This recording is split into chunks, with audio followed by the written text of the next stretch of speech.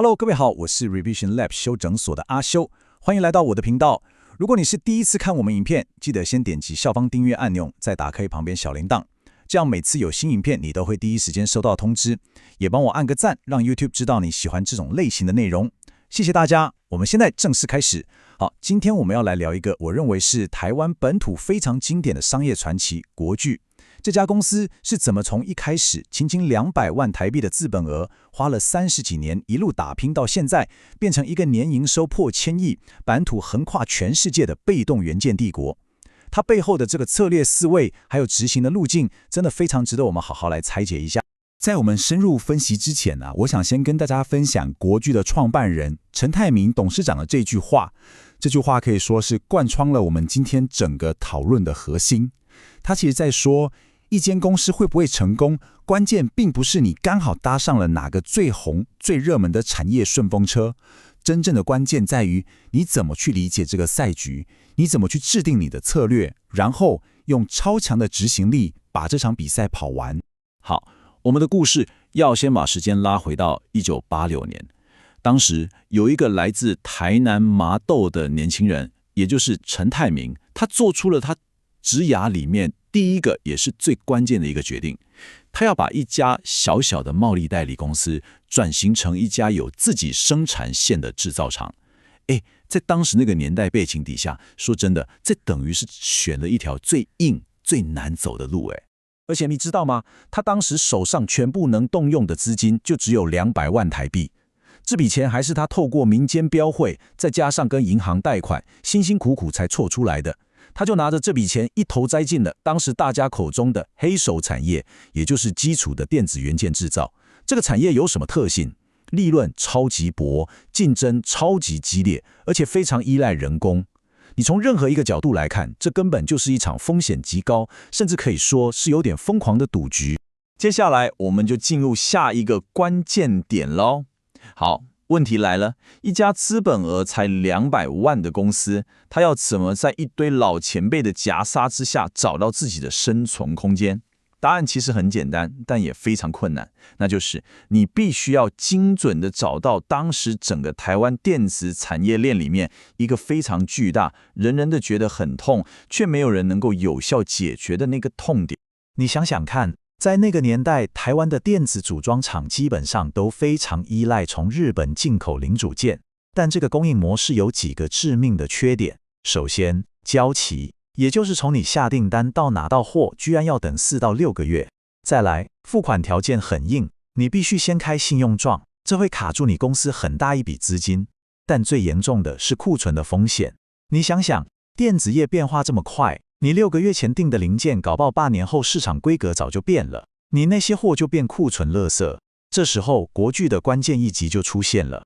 他直接跳出來跟所有客戶承諾，庫存的風險我來扛，你不用擔心。你只要告訴我你需要什麼，我保證1到2個禮拜之內就把貨送到你的產線上。這個即時服務的模式等於是一次性解決了客戶在資金、時間還有庫存這3大痛點。也就是這一招，讓國巨很快的在市場上建立起別人無法取得的價值。好，當你在市場上站穩第一步之後，下一個戰略問題馬上就來了：你要怎麼建立一道夠深、夠寬的護城河，讓你的競爭對手追不上你？對於這個問題，國巨的答案非常清楚，而且非常堅定，那就是把併購當成公司擴張最核心的成長引擎。而且國巨的併購策略並不是亂槍打鳥，它其實是跟着一套非常有邏輯的3部曲在走。第一階段叫稱霸本土，他們先從技術門檻比較低的電阻產品開始，很快的透過規模化生產，建立起成本優勢，先做到台灣市占率第一。第二階段是擴充軍火庫，當電阻市場的龍頭地位穩了之後，他們就開始橫向併購，把產品線擴張到電容、電感這些其他的關鍵被動元件。再來第3階段就是進軍全球，當自己的實力跟資源都準備好了，就把目標直接鎖定在國際市場，透過一連串的跨國併購，用最快的速度拿到全世界最頂尖的技術、專利、人才還有客戶名單。你看，這就是一條從本土冠軍一步步走向全球霸主的清晰路徑。在這條征服之路上，有幾個非常關鍵的里程碑，我們一定要提。西元2000年，國巨收購了荷蘭飛利浦的被動元件部門，這一仗讓國巨一瞬間就從台灣公司變成了世界級的廠商。接着，在2018年跟2020年，又先後併購了美國的百年大廠普斯電子跟基美電子。每一次的併購，你不能只看成是買下一家公司，更重要的是，他買下了對方幾十年累積下來的研發能量、關鍵的技術專利，還有更重要的一張能夠進入像是汽車、工業、航太這種高階市場的門票。這又引發了我們下一個更深層的思考了。國巨花了這麼大的力氣去做這些這麼複雜的跨國併購，它最終的戰略目的是什麼？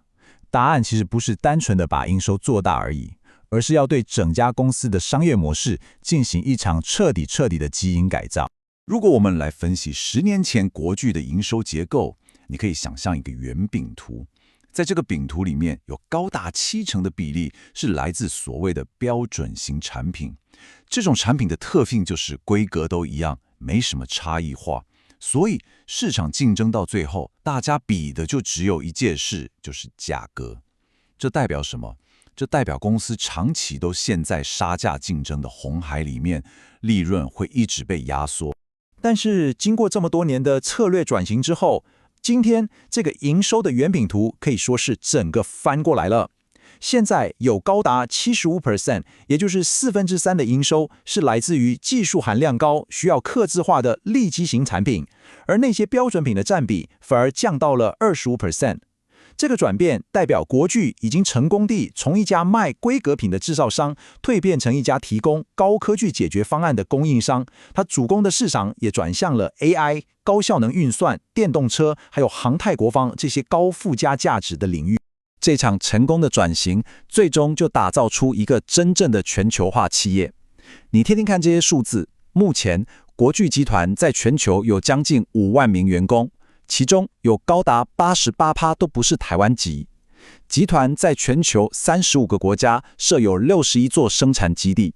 這組數據很清楚地告訴我們，國巨早就已經不是一家台灣公司了，它是一個由來自世界各地的頂尖專業人士共同在營運的跨國集團。講完了國巨的企業故事，這又引發了另一個思考，那就是我們從陳泰銘董事長的經驗裡面，可以提煉出哪些智慧可以應用在我們自己的職業發展上。他提出了5個原則，我覺得非常受用。如果你正在聽，這部分非常值得你筆記下來。第一，選對一間卓越的公司，比你選一個當下最熱門的行業還要重要。就像國巨的起點一樣，就算你在一個傳統產業，只要這家公司的策略是對的，老闆的願景是清楚的，你在裡面的發展空間反而會更大。第二，盡你所能去選擇一家有全球化潛力的公司，在這樣的平台，你學到的就不會只是單一的專業技能，而是一種經營事業的全局觀。第三，不要太頻繁的換工作，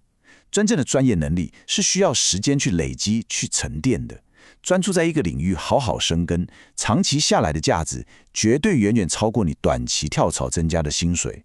第四，要主動去駕馭科技。與其整天擔心自己會被 AI 取代，不如積極去思考，我怎麼利用這些新的科技工具來強化我解決問題、創造價值的能力。最後第5點，也是最核心的一點，永遠要保持好奇心。你對這個世界、對你的工作保有好奇跟探索的慾望，才是讓你維持工作熱情、驅動你不斷進步的那個最終極的燃料。好，總結一下今天的重點。國巨的成功路徑我們可以把它歸納成3大戰略支柱。首先是洞察市場那個還沒有被滿足的深層痛點，然後提供一個顛覆性的價值。接着把併購當成核心引擎，等於是用資本去換取時間，快速拿到技術、市場跟規模。最後透過不斷的策略轉型，帶領公司從殺價競爭的紅海，航向高附加值的藍海市場。國巨的過事證明了，你的出身跟你的起點，並不能完全決定你最終能達到的高度。那麼，下一個創造商業傳奇的人會是你嗎？今天的內容就到這邊。如果你覺得這集有幫助，記得馬上點讚、加訂閱、加開啟小鈴鐺。我們正在衝訂閱，需要你的支持。我是阿修，我們下次見，拜拜。